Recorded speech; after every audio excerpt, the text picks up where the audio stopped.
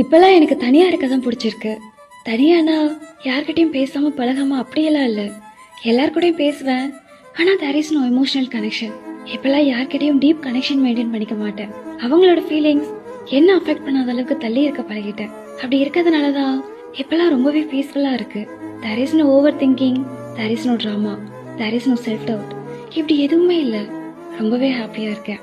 நான் யார் மேலாம் அன்பு வைக்கிறேனோ அந்த மனிதர்கள் எல்லாமே வேறு ஏதாவது ஒரு மனிதர் மீது இன்னும் கொஞ்சம் அதிகமாகவே அன்பு வைத்து விடுகிறார்கள்.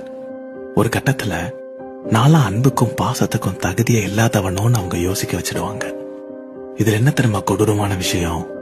அவங்க இப்ப நம்ம லைஃப்ல இல்லன்றதை விட நம்மளுடைய அன்பு அங்க அவ்வளவு உண்மையா இருந்தும் அது நிராகரிக்கப்பட்டுருச்சுன்ற ஒரு வலி இருக்குல்ல, அதெல்லாம் யார்கிட்டங்க சொல்லி புரிய வைக்க முடியும்?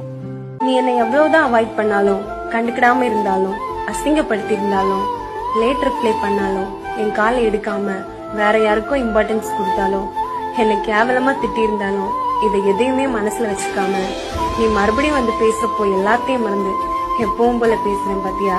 அதுக்கு காரணம் உன் மேல இருக்கிற லவ் தான்.